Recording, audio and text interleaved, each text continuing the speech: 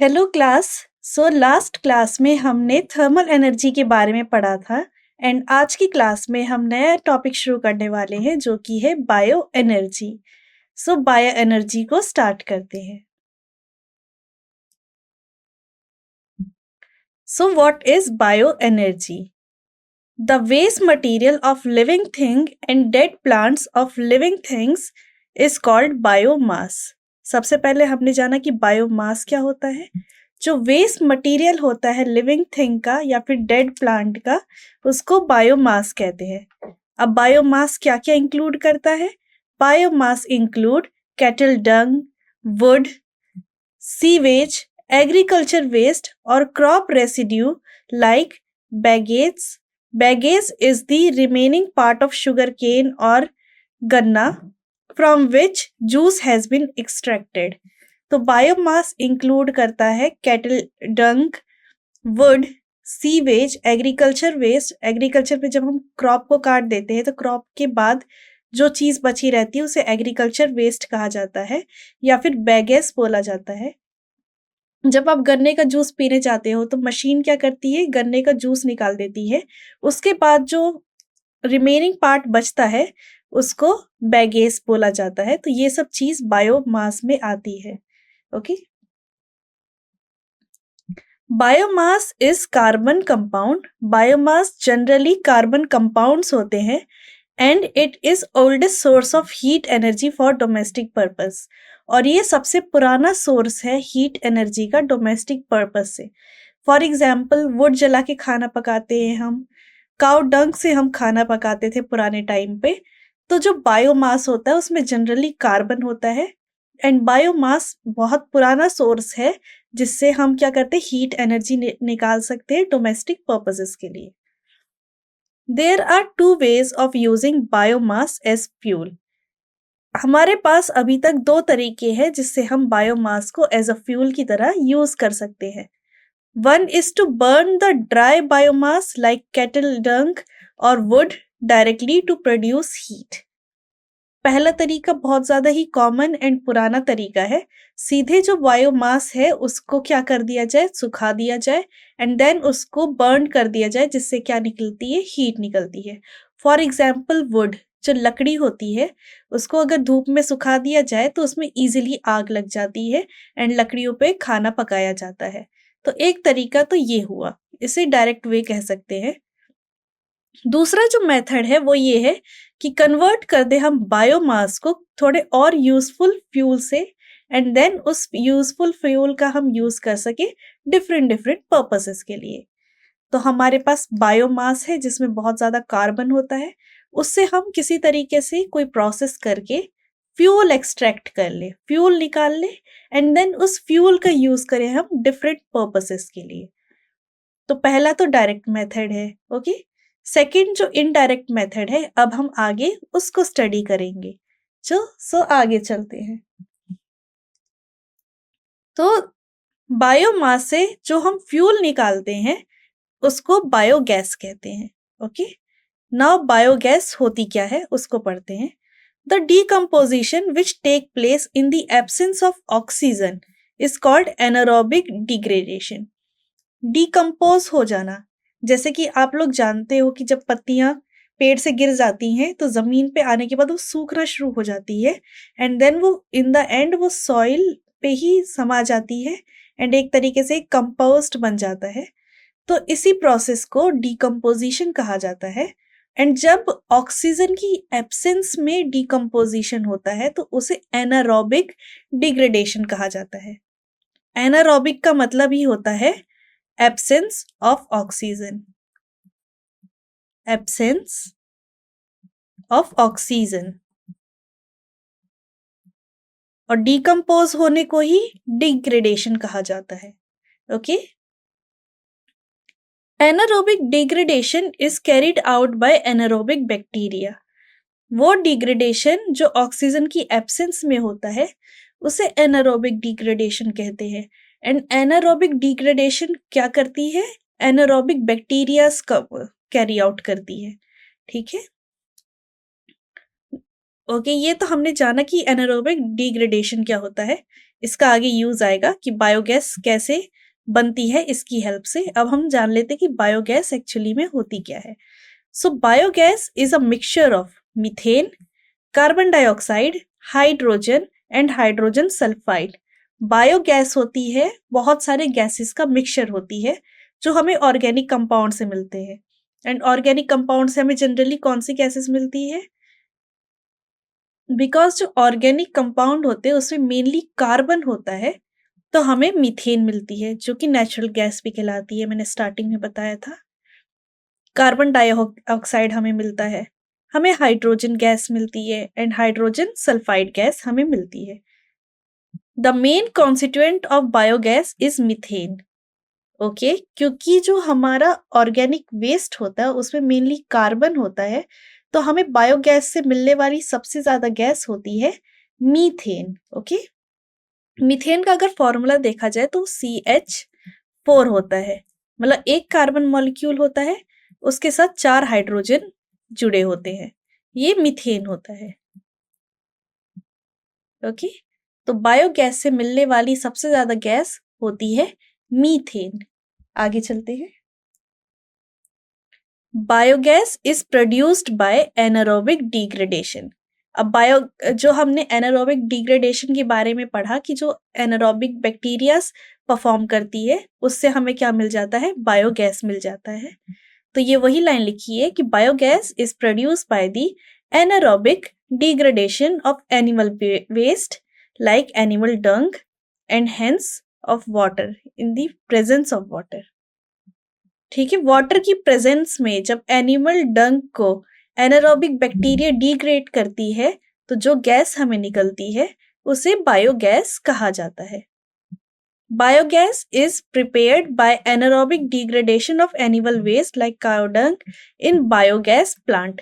तो जो बायोगैस बनाई जाती है एनारोबिक डिग्रेडेशन से, एनिमल वेस्ट के से, उस जगह को बायोगैस प्लांट कहते हैं।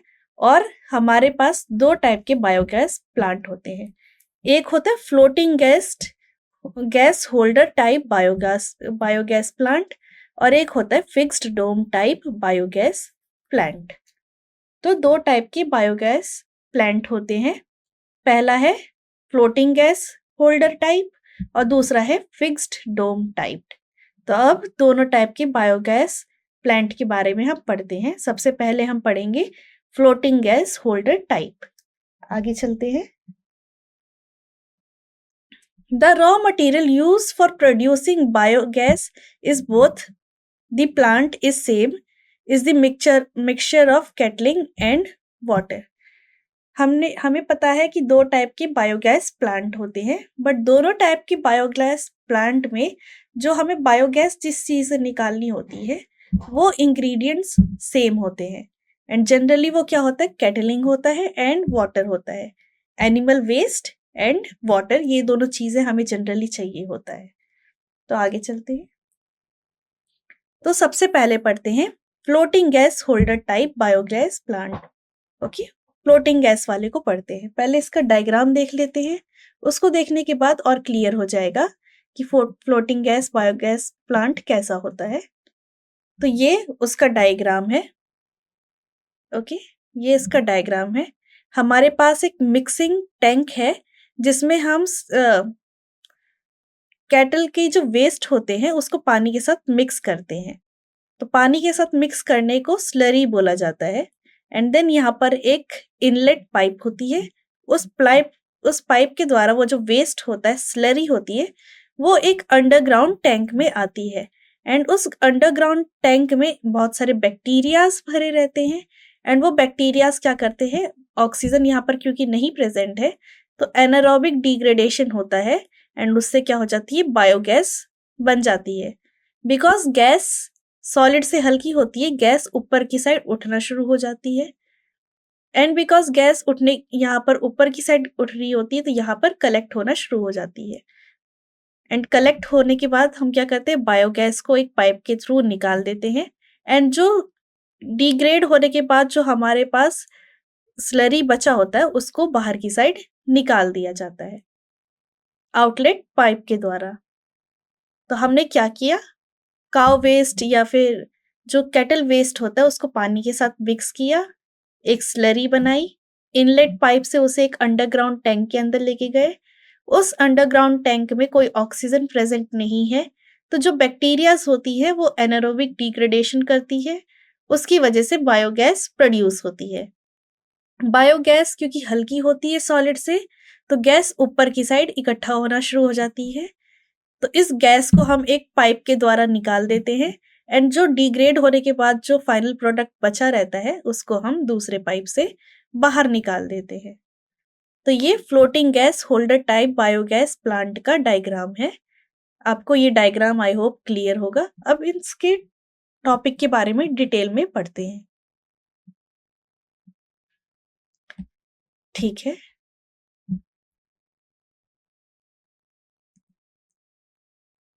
तो floating gas holder type biogas plant, अब इसको पढ़ते हैं। This biogas plant consist of a well shaped underground tank called digester which make up to brick। ठीक है, तो जो हमने अंडरग्राउंड टैंक देखा था उसको डाइजेस्टर भी कहा जाता है। इसका शेप एक बहुत बड़े से ड्रम की तरह होता है, ठीक है, और इसके ऊपर हम एक दूसरा ड्रम लगा देते हैं जिसमें गैस होल्ड हो रही होती है। A drum shaped gas holder made of steel float in the inverted position over the dung slurry in digester tank। ये हमारा जो नीचे अंडरग्राउंड टैंक था उसको हम डाइजेस्टर बोल रहे हैं, और इस डाइजेस्टर टैंक के ऊपर ही हम एक ड्रम शेप का गैस होल्डर बना देते हैं, एंड वो जनरली स्टील से बना होता है जो इस डाइजेस्टर के ऊपर लगा होता है। तो ऐसा लगता है कि ये जो स्टील का बना हुआ टैंक है वो डाइजेस्टर के ऊपर फ्लोट कर रहा है, इसीलिए इस टाइप के बायोगैस प्लांट को बोला जाता है फ्लोटिंग गैस होल्डर टाइप। कि एक तरीके से फ्लोटिंग गैस होल्डर वाले को जो है इन्वर्टेड हमने डाइजेस्टर के ऊपर लगा दिया है, तो ऐसा फील हो रहा है कि वो फ्लोट होता है। Okay, since the gas holder floats over the Dang slurry, क्योंकि जो गैस होल्डर है वो फ्लोट हो रहा होता है अंडरग्राउंड टैंक के ऊपर या डंग स्लरी के ऊपर, so this biogas plant is called, तभी इस बायोगैस प्लांट को हम बोलते हैं floating gas holder type biogas plant. Okay, the gas holder can move up and down. जो ये गैस होल्डर होता है, ये जो टैंक होता है इसके ऊपर, ये ऊपर नीचे मूव कर सकता है। Okay, the gas holder can move up and down and it's movement is controlled by control pipe. और इस मूवमेंट को किसी पाइप के द्वारा कंट्रोल किया जा सकता है। ठीक है, कभी कभी गैस किसी और लेवल पे इकट्ठा होनी शुरू हो जाए तो हम इस टैंकर को नीचे ले आए, गैस किसी और लेवल पे इकट्ठा होने लग जाए तो हम इस टैंकर को ऊपर ले आए, ताकि हम गैस को इजीली कलेक्ट कर सके, इसलिए इसको फ्लोटिंग बनाया जाता है। ये मूव कर सकता है। There is a gas outlet at the top of the gas holder tank having a valve। ठीक है, इस जो हमारा ये ऊपर का जो डोम है इस पे एक आउटलेट बना होता है, ठीक है, पाइप लगी रहती है जिससे गैस को बाहर निकाला जा सकता है। A partition wall divides the digester tank into two part। एक वॉल होती है, पार्टीशन वॉल होती है जो डाइजेस्टर टैंक को दो पार्ट में डिवाइड करके रखती है। ठीक है, एक पार्टीशन वॉल बीच में लगा दिया जाता है। एक होता है लेफ्ट ऑफ डाइजेस्टर टैंक, एक होता है लेफ्ट पार्ट और एक होता है राइट पार्ट। ठीक है, on the left of the digester tank the inlet pipe is made of cement. एक इनलेट पाइप बनाई जाती है सीमेंट से। ठीक है, ऑन द राइट साइड एक आउटलेट पाइप बनाई जाती है सीमेंट से। ओके, अभी हमने डायग्राम में देखा था कि इनलेट पाइप का वर्क क्या होता है, स्लरी को अंदर की साइड लेके जाना, एंड आउटलेट पाइप का वर्क क्या होता है, जब डिकम्पोज हो जाती है स्लरी, उसमें से सारी गैस निकाल दी जाती है तो उसको बाहर की साइड भेजना। तो इसीलिए जो हमारा डाइजेस्टर टैंक होता है उसके बीच में हम एक पार्टीशन लगा देते हैं ताकि हमें पता चलता रहे कि यहाँ से फ्रेश स्लरी आ रही है, एंड यहाँ पर जो है डिकम्पोज्ड स्लरी इकट्ठा होती जा रही है। The inlet pipe is for feeding fresh dung slurry. जो इनलेट पाइप होती है उससे क्या होता है, जो फ्रेश स्लरी होती है वो अंदर की साइड आ रही होती है। एंड आउटलेट पाइप का वर्क क्या होता है, फॉर रिमूविंग दी स्पेंट डंग। जो डिकम्पोज्ड स्लरी होती है जिसे स्पेंट डंग बोला जाता है, उसको बाहर निकालने के लिए आउटलेट पाइप यूज में आती है। Kettle dung and water are mixed in equal proportion in the mixture tank to prepare slurry. अब इनलेट पाइप से पहले यहाँ पर एक टैंक हम बनाते हैं, उसमें क्या करते हैं, इक्वल अमाउंट में कैटल डंग एंड वाटर को डाला जाता है ताकि स्लरी बन सके।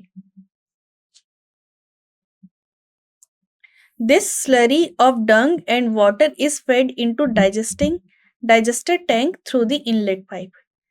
वही सेम फंक्शन कि यहाँ पर हमने क्या किया, स्लरी प्रिपेयर करी और उसको अंदर की साइड भेजा गया इनलेट पाइप के through.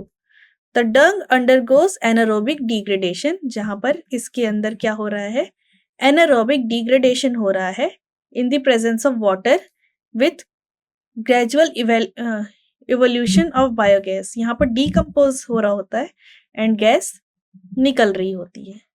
Okay, decomposition take place हो रहा होता है ऑक्सीजन के प्रेजेंस में नहीं, वाटर की प्रेजेंस में, एंड गैसेस ऊपर की साइड बाहर निकल रही होती है। As more and more biogas collected in the gas holder, the pressure of gas in it increase. अब जितनी ज्यादा गैस इस गैस होल्डर के अंदर इकट्ठी हो रही होगी तो इसका प्रेशर क्या हो रहा होगा, इंक्रीज हो रहा होगा।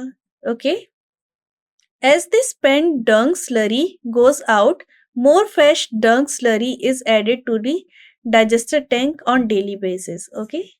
जैसे जैसे ये डंग स्लरी जो इसके अंदर हम डाली है वो डिकम्पोज होती जाती है, हम ऊपर से और डंग स्लरी को अंदर की साइड डालते होते, कंटिन्यूसली ये काम करना होता है ताकि ज्यादा से ज्यादा गैस प्रोड्यूस हो सके। ये मैंने आपको डायग्राम दिखाया था। अब हमें हर चीज का फंक्शन पता है कि इसको डाइजेस्टर टैंक कहा जा रहा है, अंडरग्राउंड डाइजेस्टर टैंक। ये इनलेट पाइप है, ये आउटलेट पाइप है, यहाँ पर बायोगैस कलेक्ट होती है, गैस होल्डर है ये, एंड ये मूव कर सकता है ऊपर नीचे, ये मूव कर सकता है।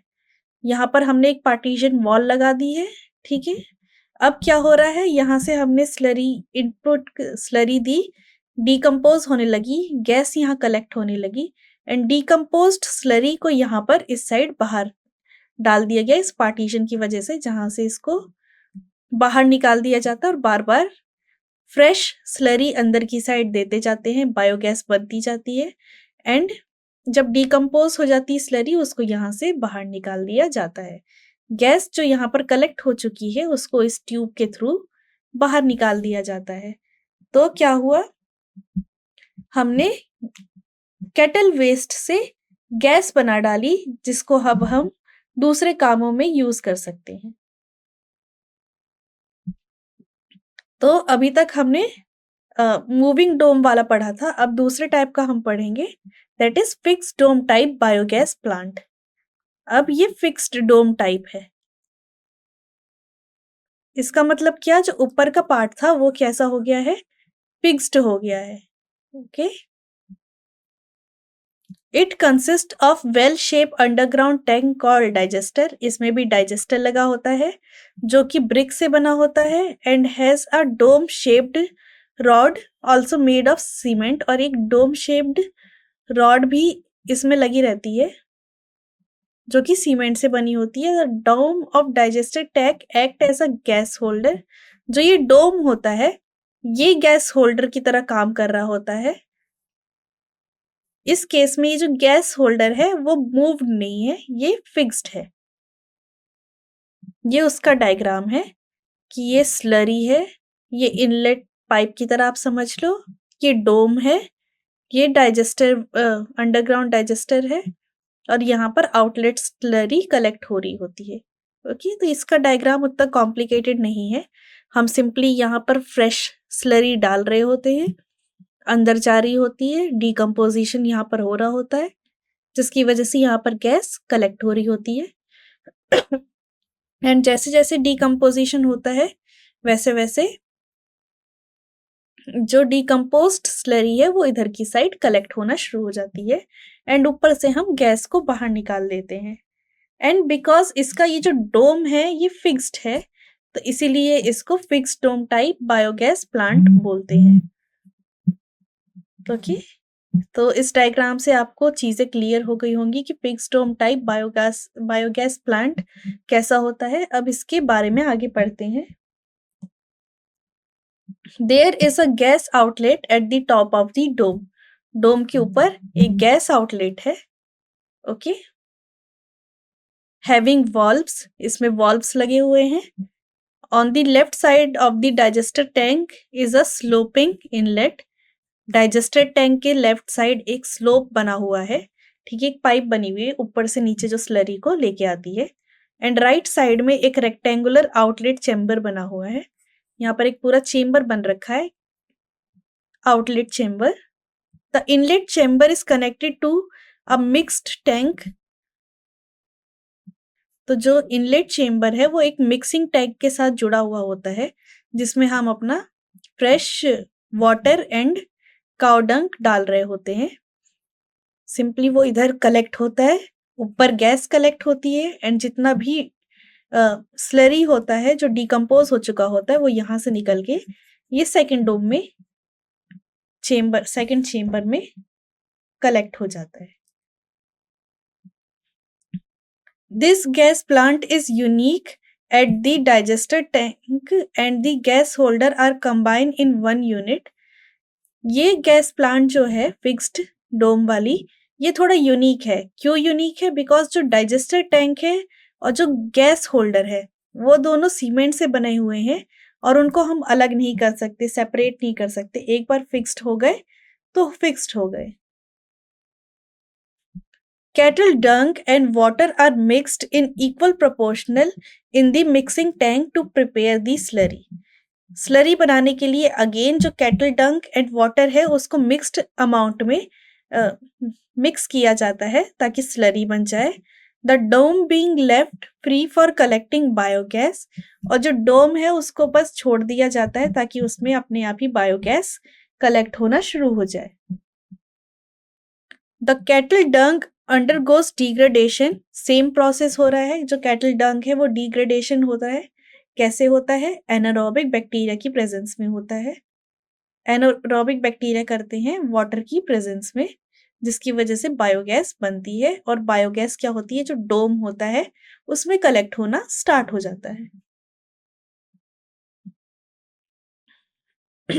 As more and more biogas collected in the dome, it exerts pressure on the slurry in the digester tank and force the spent slurry to go out. अब यहाँ पर एक बहुत अच्छा मैकेनिज्म हो रहा है। ये डोम हमारा फिक्स्ड है, ओके, और इसके अंदर बायोगैस बन रही है, बहुत ज्यादा बन जाती है तो जो पुरानी स्लरी होती है बायोगैस खुद ही उसको फोर्स करती है, धक्का देना शुरू कर देती है कि वो बाहर की साइड निकल जाए एंड बायोगैस को और स्पेस मिले एंड वो बाहर की साइड निकल के दूसरी जगह पे कलेक्ट होना शुरू हो जाए। तो जो गैस चेम्बर, जो ये चेम्बर है वो अपने आप ही फंक्शन करना शुरू कर देता है।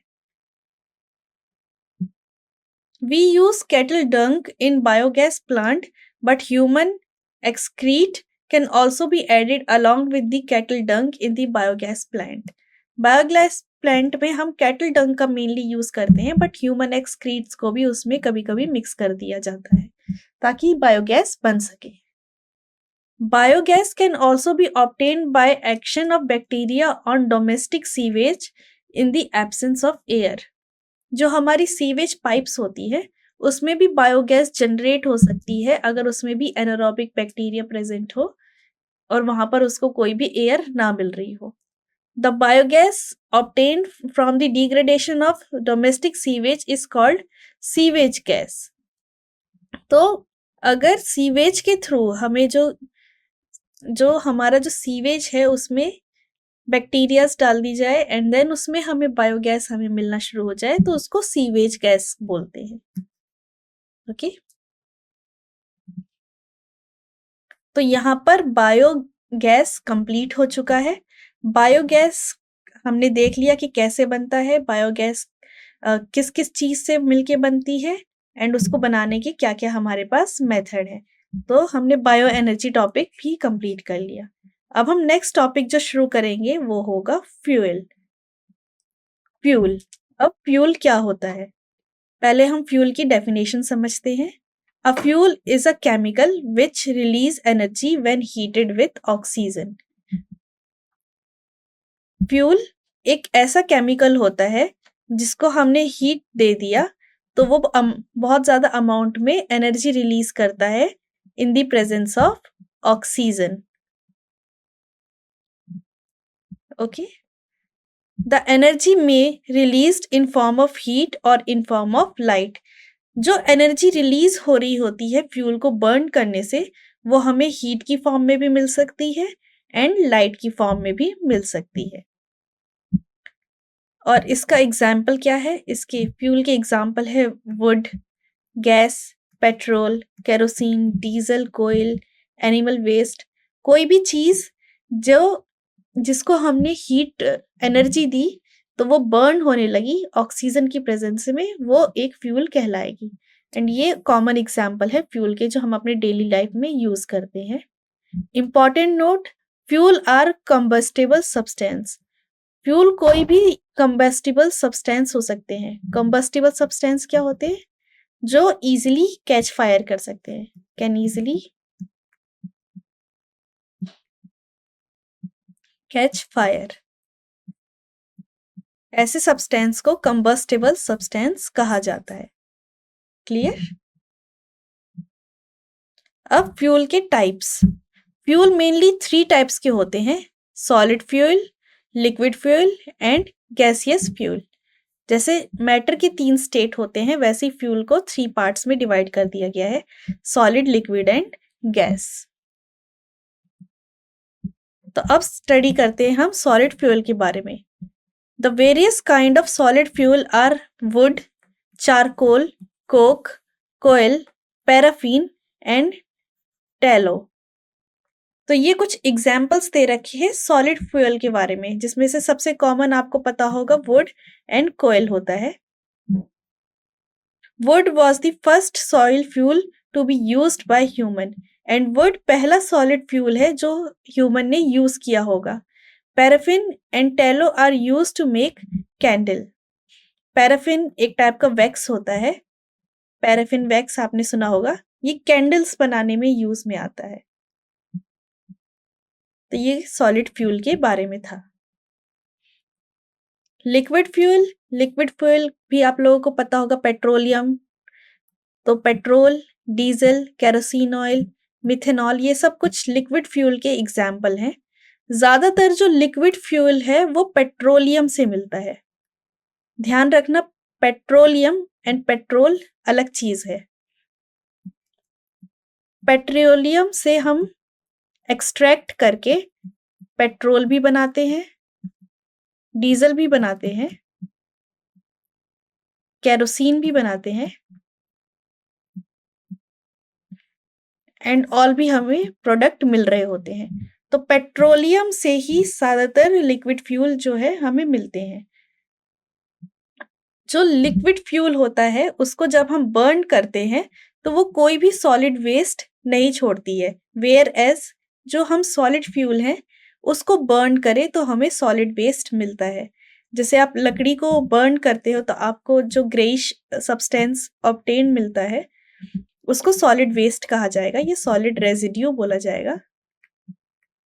बट आप अगर किसी पेट्रोल को बर्न करो, डीजल को बर्न करो, ऑयल को बर्न करो, केरोसिन ऑयल को, तो आपको कोई भी सॉलिड वेस्ट नहीं मिलता है। तो जो लिक्विड फ्यूल होते हैं वो कोई भी वेस्ट नहीं छोड़ते हैं। They leave no solid residue when burn and can be stored easily. और जो लिक्विड फ्यूल है उसको कहीं भी कैसे भी स्टोर किया जा सकता है, बहुत इजीली स्टोर कर सकते हैं हम लोग। तो ये था अबाउट लिक्विड फ्यूल के बारे में। Next, gaseous fuel. Natural gas, coal gas, water gas, liquefied petroleum gas are some example of gaseous fuel, liquefied petroleum gas क्या होता है? LPG, liquefied petroleum gas.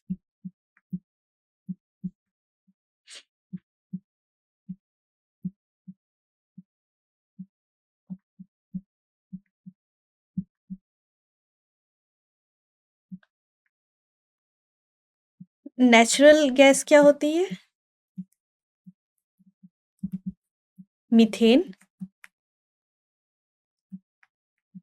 जो हमें बायोगैस से मिल रही थी। तो ये सब गैसियस फ्यूल के एग्जाम्पल होते हैं। गैसियस फ्यूल हाईली इन्फ्लेमेबल होते हैं, इनको इजीली आप स्टोर नहीं कर सकते हैं। ओके, सिलेंडर्स आपको पता है, गैस सिलेंडर्स होते हैं, उसके अंदर जो गैसियस फ्यूल है उसको स्टोर करके रखना होता है, एंड ये बहुत ज़्यादा एनर्जी प्रोड्यूस करते हैं आफ्टर बर्निंग।